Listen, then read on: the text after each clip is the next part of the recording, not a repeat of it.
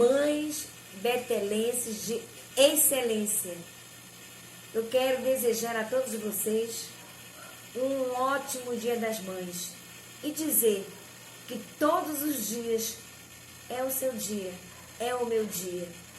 Por isso, parabéns por você que é mãe dedicada, amorosa, comprometida com o Senhor. Receba-se o meu abraço forte e um beijo carinhoso. Que Deus abençoe a todas.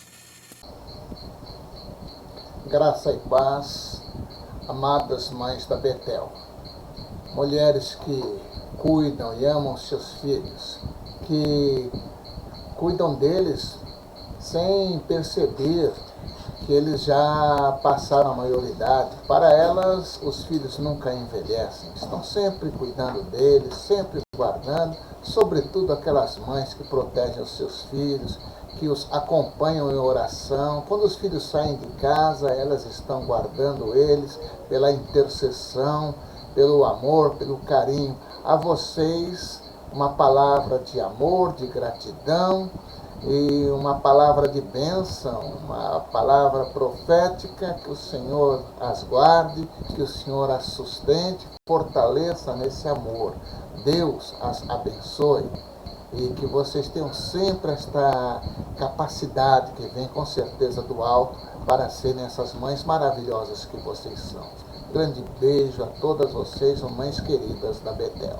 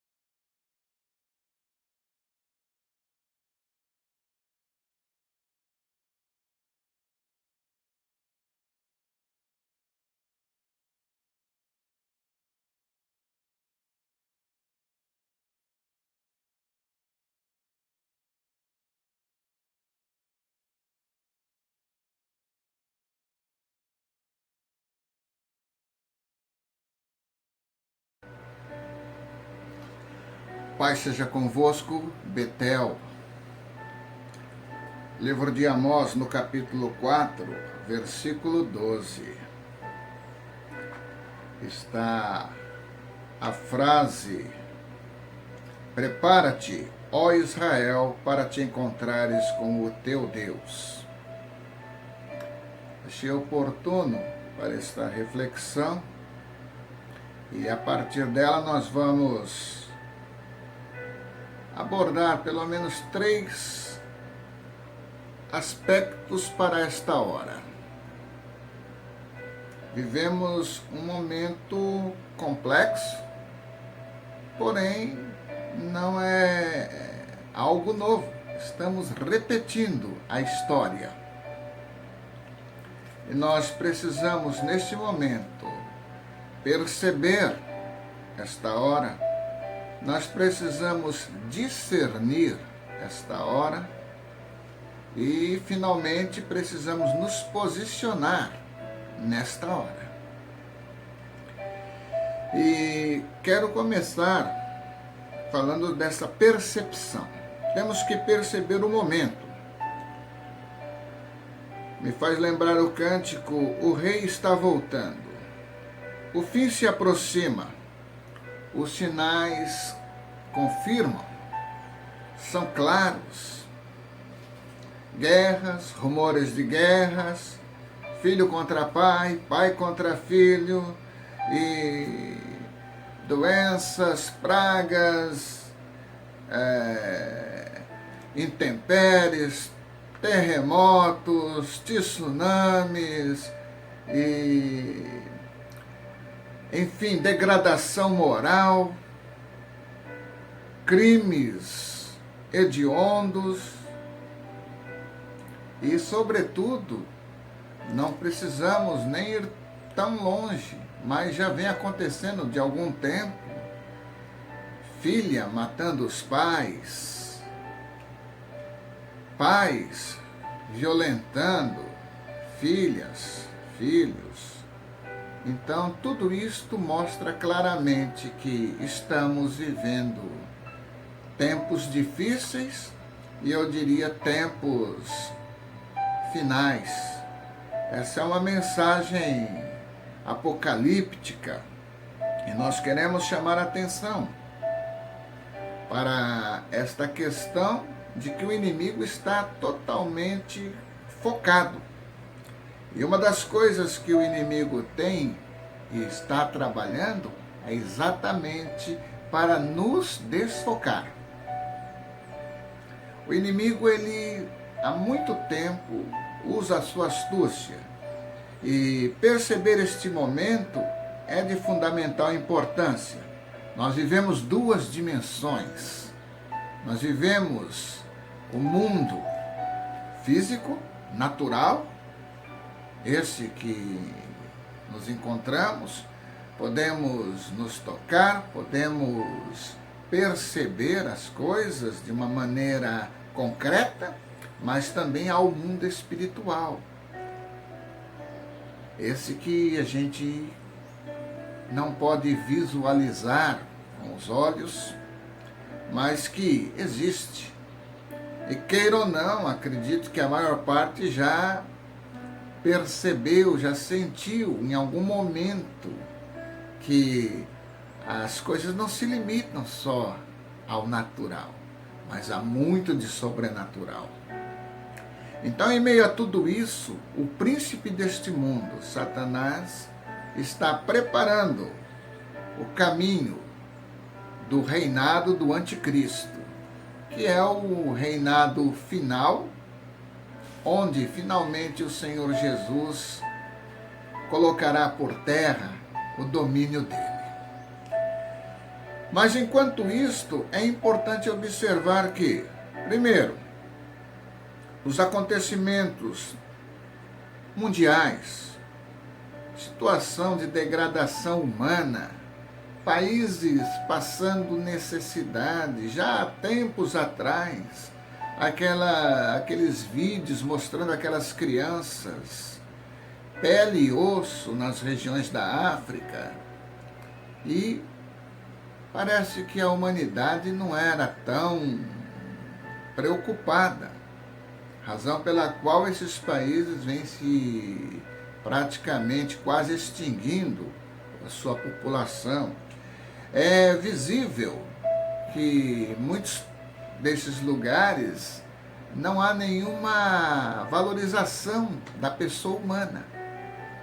Pelo contrário, entendo que existe uma intenção, embora que aparentemente velada, ela já está num nível de descaramento que é a da diminuição da raça humana.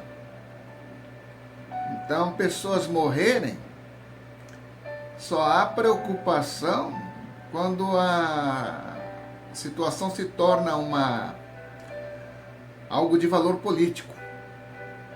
O homem parece não ser tão preocupado com o seu semelhante, porque muito podia fazer para evitar estas coisas e não vem fazendo há muito tempo. Sobretudo, autoridades mundiais e mesmo até nacionais. Nós temos um sistema político, e eu quero chamar a atenção, nós temos que estar atentos, né, percebendo a política, não só mundial, mas a nacional, a política, enfim, estadual, municipal, e podemos sempre perceber, cada qual na sua cidade, onde quer que estejamos e por onde passamos, não é difícil notar que existe descaso. Temos uma saúde complicada.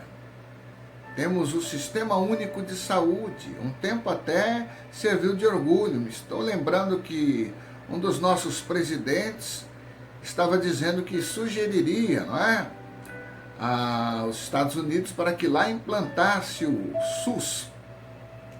E nada de errado quanto o SUS. Eu mesmo já fui beneficiado pelo SUS, mas eu acho interessante que as nossas autoridades não se tratam pelo SUS.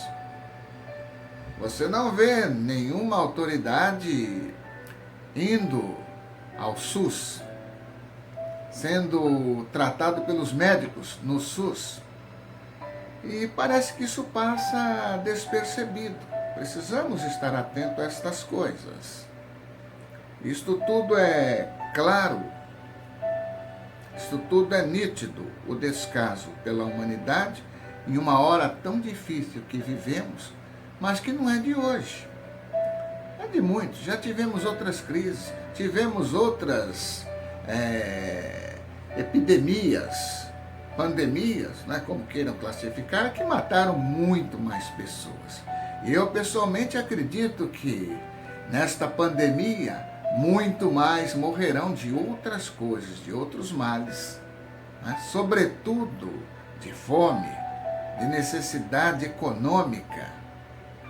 Mas estão sendo usados estes momentos, sobretudo, deixando dúvidas, não é, acerca dos óbitos não declarados, dos enterros em valas, daquelas pessoas que tiveram que ter os seus familiares sepultados sem que eles pudessem estar lá conferindo. Ontem, uma notícia do cabo militar que teve que tirar a sua genitora viva de dentro de um saco por um erro. Evidente, não queremos dizer que está acontecendo isso à torto e à direito, mas eu não tenho nenhuma dúvida quanto às intenções do inimigo, Satanás. Agora, há aqueles que estão levados por ele, não é? Então, discernir este momento é muito importante. E não apenas perceber, mas discernir.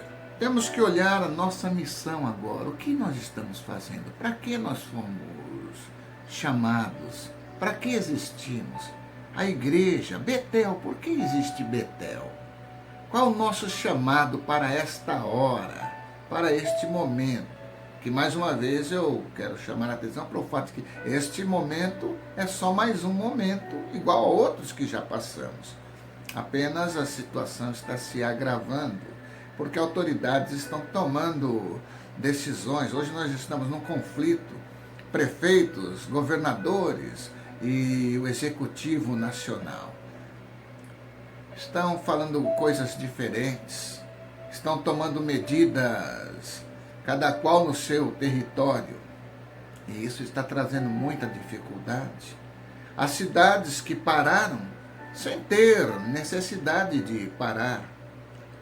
E, para acabar de complicar, ainda ontem nós tínhamos também notícia de que lá nos Estados Unidos, Nova York, a autoridade estava dizendo que o confinamento também estava matando. Haviam pessoas morrendo dentro dos lares, não nas ruas e nem... Bem, eu acho que não é importante discutir, porque não é estar na rua ou estar em casa realmente. Seria a conscientização das pessoas de fato se cuidarem. Então, discernindo que vivemos sim uma crise, um momento difícil na questão da saúde, mas vivemos um momento complicadíssimo na saúde espiritual. E é aqui que nós precisamos entender como igreja. Discernir. A igreja, ela está interrompida na sua missão? O que a igreja está fazendo? Porque é complicado ver aquelas valas comuns, aquele monte de caixões sendo sepultado e a gente imaginar Quantas destas pessoas de fato conheceram Jesus? Tiveram uma oportunidade de decidir, de resolver a sua eternidade aqui na vida física. Eu me lembro do Dr. Bill Bright, da Cruzada Estudantil Profissional para Cristo. Em uma de suas mensagens ele dizia: vivemos a hora derradeira da história da humanidade. Ele estava chamando a atenção de que estávamos no último momento e que precisamos, nesta hora, não perder tempo. Não é hora da igreja se acomodar. Agora é hora de se posicionar. Uma vez que percebemos o momento, uma vez que nós já estamos discernindo esse momento tão difícil, chegou a hora de nos posicionar. Chegou a hora de tomar uma decisão. Dr. Bill Bright, em uma de suas mensagens, citou uma determinada localidade, uma cidadezinha pequena, costeira, onde, para aportar naquela localidade, as embarcações tinham que passar por um setor com muitas pedras. Então era necessário que eles tivessem conhecimento da área. E ali muitos navios começaram a naufragar, a se avariar. Então aquela localidade eles se juntaram e falaram: vamos construir um farol, para que quando as embarcações estiverem passando, o farol pode dar a eles uma visão mais clara dos perigos e eles possam assim evitar danos e mortes. E assim fizeram. Um farol foi construído naquela localidade e começou a funcionar, e as pessoas começaram ali a se revezar para tomar conta daquele farol. Mas como os acidentes diminuíram tanto, eles entenderam que as coisas já estavam mais tranquilas e construíram embaixo do farol um amplo salão, colocaram jogos de mesa e começaram a se reunir ali e passarem um tempo de lazer. Enquanto uns estavam lá em cima para cuidar do farol, os outros estavam jogando. Finalmente diminuiu o pessoal que estava no farol e aumentou o pessoal que estava se divertindo lá embaixo. E quando menos se espera, não tinha ninguém mais no farol e todos estavam se divertindo lá embaixo. E finalmente o farol perdeu a sua finalidade e começou a acontecer novos desastres. Essa ilustração do Dr. Bill Bright mostrou que muitas vezes pode-se existir um farol para sinalizar, mas se não tem alguém para acender as suas luzes e para focar para que embarcações possam perceber o caminho, então o farol apagado perde a sua finalidade. É o sal insípido, é a luz debaixo do candeeiro. Esse momento de se posicionar que chama a atenção é para que nós estejamos no devido lugar, com as lâmpadas acesas. Nós não podemos nos acomodar, nós não podemos ficar acostumados com esse momento, nós não podemos ficar nos divertindo, ficar em casa assistindo programas de televisão, show dos artistas que estão ali para distrair, para nos entreter. Nós temos que estar atentos de que pessoas estão morrendo e morrendo sem Jesus. A morte é certa, mas morrer sem Cristo é morte eterna. E quem morre em Cristo passa desta vida para outra, para a vida eterna. Bem, queridos, é importante nos posicionar, é importante ter foco, talvez recuperar o foco. Esses dias eu estava bastante solidário à nossa secretária da Cultura, que em uma entrevista, em uma determinada emissora, eu vi os repórteres ali naquela entrevista tais quais abutres estavam tentando tirar dela algum posicionamento que a colocasse contra o chefe maior da nação. Estavam procurando, de alguma forma, dizer a ela que ela não estava fazendo ou não estaria cumprindo o seu papel se não estivesse mancomunada com classes de outros artistas que claramente são contrários às mudanças que a nação quer. Mudanças estas de trazer de volta a dignidade da família, trazer de volta os princípios bíblicos da palavra de Deus, trazer de volta os valores e costumes que nós tanto prezamos, que os seus antepassados, seus tios, seus avós sempre defenderam. E agora nós temos uma classe de artistas promíscuos que falam o contrário e que entendem que se alguém não pensa como eles, estão errados. E a nossa secretária faz parte de um seleto grupo de artistas que tem noção e que são sérios e que querem sim uma arte.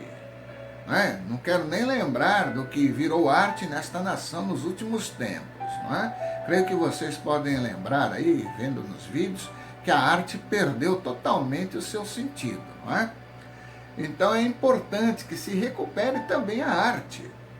E a nossa secretária está muito bem, se posicionou muito bem, mas estava tal qual, só em meio a um grupo de abutres que estavam tentando de alguma forma intimidá-la.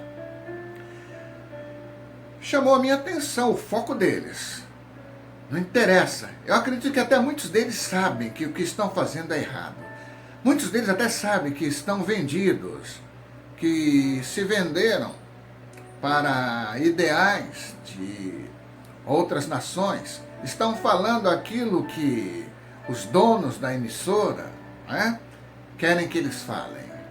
Então não são jornalistas com uma missão, com um foco de fazer um jornalismo, de trazer informação. Estão ali para transmitir aquilo que se quer que se transmita. Pois bem, me admira este foco, me admira a garra com que eles partiram, fazendo aquela situação ridícula, perceptível, clara, e ainda depois outra emissora tentou defender e fazendo ainda pior, mostrando que existem muitos outros artistas que não concordam com ela e que ela não representa aquela categoria. Sim, ela não representa aquela categoria dos maus artistas, mas representa muitos artistas que são sérios e que querem trazer de fato o entretenimento verdadeiro, sem burlar princípios, sem, enfim, agredir a moral e os bons costumes. Bem, queridos, agora vindo para a igreja, para o corpo de Cristo, nós precisamos ter foco também.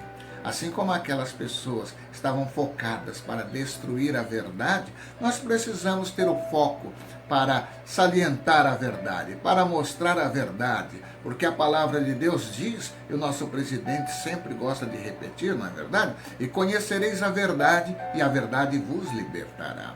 A igreja precisa levar a verdade, precisa falar a verdade, precisa ser testemunha da verdade. Se posicionar assim é a nossa missão neste momento. Não podemos ter meio tempo, não podemos ficar em casa nos deleitando como se tudo estivesse normal. Não, não está normal. O rei está voltando. É final de tempos, é a última hora, como disse o Dr. Bill Bright, a derradeira hora da humanidade. Então nós precisamos, no tempo que nos resta, salvar o máximo possível. Ser firmes, ser determinados e entender que é pouco tempo que temos. Então, amados da Betel, é uma questão de vida ou morte. Nós precisamos transmitir vida. Quero concluir esta palavra lembrando a chamada inicial, quando Amós diz ao povo de Israel: prepara-te, ó Israel, para te encontrares com o teu Deus. Isso me traz à memória os ensinamentos de Jesus, as parábolas de Jesus acerca do reino de Deus. Os discípulos queriam muito que Jesus dissesse os sinais que haveriam para que eles pudessem, então, naquele momento, se preparar. Mas Jesus ensinou por parábolas, dizendo que temos que vigiar e orar. Temos que estar atentos, não é? E me lembro quando, no livro de Lucas, o Evangelho, no capítulo 12, versículo 35, onde está escrito: cingido esteja o vosso corpo e acesa as vossas candeias. No livro de Eclesiastes, o sábio Salomão escreveu: em todo tempo sejam alvas as tuas vestes e jamais falte o óleo sobre a tua cabeça. Então, queridos da Betel, temos que estar com as nossas candeias cheias, prontos para funcionar, porque o inimigo não dorme, nunca parou de funcionar. Tudo o que está acontecendo tem um propósito, e a igreja não pode viver como se não tivesse propósito algum, ou como se fizesse parte desta massa que segue sendo levados. Não, nós não fazemos parte desta massa. Nós somos aqueles que temos que arrancar as pessoas que estão indo, cambaleando para serem mortos. Nós precisamos dizer as palavras de vida eterna e levar as pessoas para aquele que dá a vida eterna, Jesus Cristo, o nosso Senhor. Que Deus os abençoe aí no seu lar, usando a sua rede social, usando, enfim, todos os recursos que ainda você tem. Mesmo você que não está confinado, que pode ir à rua, comece a falar, comece a testemunhar, comece a chamar a atenção dos seus companheiros e amigos, dizendo: olha, o rei está voltando. Prepara, Israel, prepara, Betel, prepara, Santarém, para te encontrares com o teu Deus. Deus nos abençoe.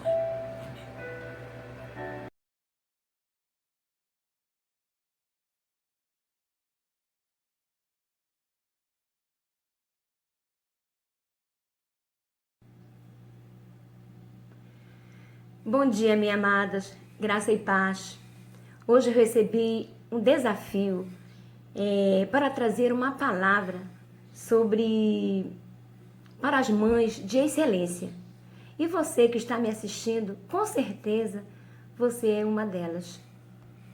Eu quero compartilhar com vocês o que a palavra de Deus diz sobre mãe de excelência. São várias, são inúmeras. Se eu fosse falar aqui, eu ia ficar horas falando sobre cada mãe que Deus relata na sua palavra. Então, eu quero compartilhar hoje 3 mães que Deus fala que elas foram mães de excelência. A primeira delas, que eu vou falar, é Joquebede. Joquebede, ela foi mãe de Moisés. Foi uma mãe exemplar, uma mãe criativa, cuidadosa, mãe que lutou pelo seu filho. Depois vocês vão ler a história lindíssima de Joquebede. Ela ousou ir contra a lei de Faraó. O que ela fez? O faraó, ele pediu aos seus guardas, né, que passassem na casa e matassem toda criança do sexo masculino. Olha só o que aconteceu com Joquebede. Ela escondeu seu filho debaixo da cama. Como ele era recém-nascido, ela escondeu lá. Foi providência de Deus. Muito inteligente, muito sábia. E Joquebede viu que o menino estava crescendo, já estava a completar 3 meses. Ela teve uma ideia maravilhosa. O que eu posso fazer? Ela preparou um cestinho, né? Betumou todo o cestinho, colocou Moisés dentro do cestinho. Como ela sabia de toda, né, os horários ali do reino de Faraó, o que ela fez? Ela sabia o horário que a filha de Faraó estava tomando banho. Ela pegou o cestinho, ela colocou Moisés dentro e ficou observando. E chamou a sua filha Miriam e falou: Miriam, fique de olho. E Miriam ficou olhando o cestinho e na direção da filha de Faraó. Olha que maravilha. Tudo providenciado por Deus. E na mesma hora que aconteceu, a filha de Faraó viu aquele cestinho. Ai, que coisa linda! Meu Deus, jamais ela ia mandar matar e falar para o seu pai. Então, nesse exato momento, Deus providenciou quem? Miriam, a filha, né, de Joquebede, irmã de Moisés. E aí, eu não posso contar a história, senão vou demorar a contar essa história, que é belíssima, belíssima, belíssima. Então, Joquebede foi uma mãe exemplar. Ela escondeu o seu filho.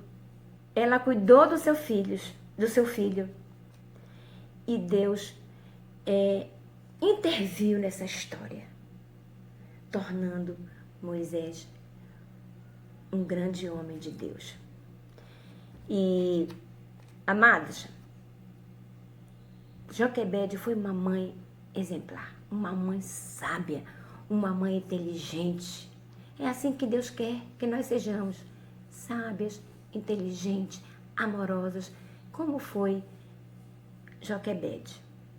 Essa linda história você pode continuar lendo no capítulo 1 de Êxodo em diante, ok? Outra mãe de excelência, exemplar, que nós vamos falar em poucas palavras, que é Ana. Ana, mãe de Samuel. Ela era estéril, ela era provocada pela segunda esposa de Penina. Ela provocava todos os dias a Ana por ela não ter filhos. E Ana foi uma mãe muito abençoada por Deus, que dedicou o seu filho a ele.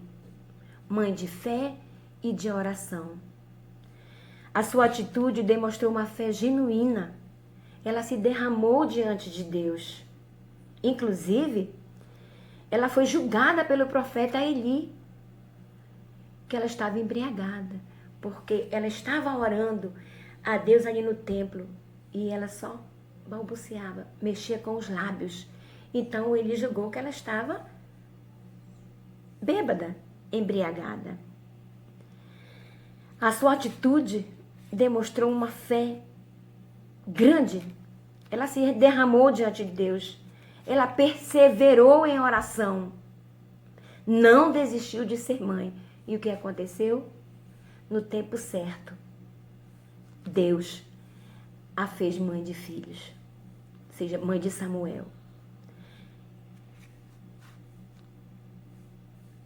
Então, vamos nos espelhar nessas mães.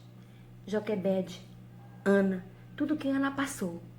Ana foi julgada, Ana foi humilhada, mas ela foi exaltada pelo nosso Salvador. A outra mãe, eu quero falar que essa linda história, ela se encontra em 1 Samuel, capítulo 1 em diante, ok? Não deixa de ler a história, né? A outra mãe e última que quero falar é uma mãe que foi exemplar. A mãe do nosso Salvador, Maria. Maria, pela graça de Deus, ela foi escolhida para ser a mãe de Jesus. Foi agraciada por Deus. E eu quero ler rapidamente aqui em Lucas, capítulo 1. Lucas, capítulo 1, que diz: Quando Isabel estava no 6º mês de gravidez, Deus enviou o anjo Gabriel a uma cidade da Galiléia chamada Nazaré. O anjo levava uma mensagem para uma virgem que tinha casamento marcado, um casamento contratado com um homem chamado José, descendente do rei Davi. Ela se chamava Maria. O anjo veio e disse: a paz esteja com você, Maria. Maria, agraciada seja você. Você é muito abençoada. O Senhor está com você. Porém, Maria, quando ouviu o que o anjo disse, ficou sem saber o que pensar. E, admirada, ficou pensando no que ele queria dizer. Então o anjo continuou falando: não tenha medo, Maria. Deus está com você. Deus está contente com você. Deus está contente com a sua atitude. Você ficará grávida, dará à luz um filho e porá nele o nome de Jesus. Ele será um grande homem e será chamado Filho do Deus Altíssimo. Deus, o Senhor, vai fazê-lo rei, como o antepassado dele, o rei Davi. Ele será para sempre rei dos descendentes de Jacó, e o reino dele nunca se acabará. Então Maria disse para o anjo: isso não é possível. Como? Pois eu sou virgem. Aí o anjo respondeu: o Espírito Santo virá sobre você, Maria. E o poder do Altíssimo te envolverá com a sua sombra, porque isso o menino será chamado de Santo e Filho de Deus. Então, amados, depois você lê o restante. Só quero ler aqui que ela falou. Maria respondeu: eu sou uma serva de Deus, que aconteça comigo o que o Senhor acabou de me dizer. E o anjo foi embora. E vejam o cântico de Maria. Quando o anjo saiu, né, ela declarou uma canção ao Senhor. Ela disse: a minha alma se alegra ao Senhor, e o meu espírito se alegra em Deus, meu Salvador, porque tem feito em mim maravilhas, e santo, santo é o seu nome. Pois ele lembrou de mim, sua humilde serva, e de agora em diante todos vão me chamar mulher abençoada, mulher bem-aventurada, porque o Deus Todo-Poderoso fez grandes coisas por mim, e santo é o seu nome. Ele mostra a sua bondade a todos os que o temem, de geração em geração, a sua fidelidade. Então, amados, que história linda, né? Maria foi agraciada por Deus. O anjo se aproximou. Alegre-se, agraciada. Você ficará grávida. E falou que ela seria mãe do nosso Salvador e do Salvador da humanidade. E vocês sabem o decorrer da história do que aconteceu. Que ele morreu na cruz para me salvar e para lhe salvar e para nos salvar. Então, essa mãe, Maria, ela arriscou perder a sua própria reputação, o seu casamento e talvez a sua vida inteira. Para quê? Para obedecer a Deus. Ela aceitou o desafio da maternidade, obedecendo o que o anjo falou, através de Deus. Sem dúvida, amados. Ela foi a mãe mais importante de toda a Bíblia. Mãe exemplar e temente a Deus. Não porque ela tinha algum mérito ou porque ela era a melhor de todas naquela região. Não. Ela foi escolhida a dedo por Deus, porque ela tinha valores familiares, uma família estruturada, tinha base de família. E naquela época,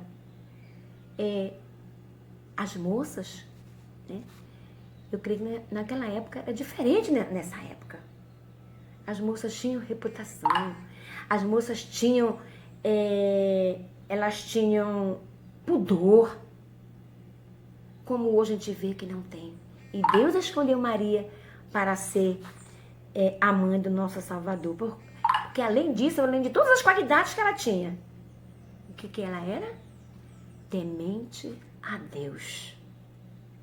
Uma das qualidades mais importantes na vida de uma mãe, na vida do ser humano, é ser temente a Deus, obedecer a Deus, obedecer à vontade de Deus. Amém? Então, como eu falei, né? A sua base era a sua família, né? Era uma moça comum, virgem, de família simples e de valores. Por isso que ela foi escolhida para ser a mãe do nosso Salvador. Então, amadas, nós podemos concluir que Maria foi a maior protagonista da história da humanidade. Ela foi a maior, foi uma mulher feminina, não feminista. Não estou falando de feminista, estou falando que ela foi uma mulher feminina, a palavra de Deus, dentro da palavra de Deus. Foi a mãe mais relevante da história da humanidade. Que graça maravilhosa que ela teve de gerar Jesus e depois carregar nos seus braços. Que maravilha! Que graça! Por isso que ela foi agraciada por Deus. Essa magnífica e espetacular história você pode encontrar lendo nos evangelhos de Mateus e de Lucas. Eu quero falar assim rapidamente para os filhos, em poucas palavras. Eu quero falar uma palavra para os filhos. Olha o que a palavra de Deus diz em Êxodo, o capítulo 20, o versículo 12. Aqui são os mandamentos do Senhor, né? Os 10 mandamentos. Olha que Deus fala aqui. Respeite, filho, respeite o seu pai e a sua mãe, para que você viva muito tempo na terra que eu estou lhe dando. Respeite o seu pai e a tua mãe. Primeiro mandamento com promessa. Esse mandamento, né? Respeite seu pai e a sua mãe, é um mandamento. E aí, em seguida, vem com promessa. Qual é a promessa? Para que você viva muito tempo sobre a terra que eu estou lhe dando. Que promessa maravilhosa. Filho, honre o seu pai e a sua mãe. Obedeça o seu pai e a sua mãe. Para que seus dias se prolonguem sobre a face da terra. Em Efésios, capítulo 6, versículo 1 até o 4 fala: filhos, né, um complemento do mandamento com promessa. O dever cristão de você é obedecer ao seu pai e à sua mãe, pois isso é certo, como dizem as Escrituras, como diz a palavra de Deus. Respeite o seu pai, honre o seu pai e a sua mãe. Esse é o primeiro mandamento, em que a promessa, a qual é? Faça isso, meu filho. Se você fizer isso, eu vou te dar uma vida bem-aventurada, uma vida feliz e com muitos anos sobre a face da terra. Aqui não é uma sugestão. Aqui dentro essa palavra aqui é um mandamento. Obedeça. Não é a sugestão que Deus está falando. Olha, eu vou sugerir que vocês podem obedecer. Não. A palavra de Deus não está falando isso. Ele está falando que Deus está dirigindo, está dizendo que, independente do seu pai ou a sua mãe merecerem ou não, independente, você tem que obedecer, você tem que honrar o seu pai e a sua mãe. Por quê? Porque você vai ser feliz. Você vai ser uma pessoa abençoada, uma pessoa bem-aventurada. Deus vai te honrar o resto de suas vidas. Então, aproveite não só esse dia, mas todos os dias. E declare o seu amor por sua mãe, pelo seu pai, especificamente hoje, pela sua mãe, né? Nós estamos nesse tempo de pandemia, né? Em que você talvez não possa chegar perto da sua mãe e possa dar um abraço, um beijo. Hoje, eu não posso fazer isso. Mas você pode. Por quê? A sua mãe está perto de você, ligue para ela. Mamãe, quando acabar essa pandemia, eu vou aí e vou lhe dar um abraço, um beijo. Aproveite enquanto ela está quietinha. Porque depois, filho, não adianta você demonstrar o seu amor quando ela estiver dentro de um caixão, fria. Então, aproveite hoje, dê valor à sua mãe. Independente que ela, mas ela faz isso, mas ela faz aquilo. Não. Deus não está falando isso, porque você tem que honrar, independente do que ela seja. Honre, que Deus também, você honrando a sua mãe, honrando o seu pai, Deus vai honrar também a sua atitude, a sua ação. Deus vai honrar. Tá bom, meus amados? Tenha-se um dia abençoado. Se você não puder beijar hoje, abraçar sua mãe, devido à pandemia, quando passar, corra, abrace, beije, beija, enquanto há tempo, tá bom? Que Deus abençoe cada um em especial. Receba, assim, um abraço forte, né? Sinta-se amada, sinta-se beijada e sinta-se abraçada, em nome de Jesus.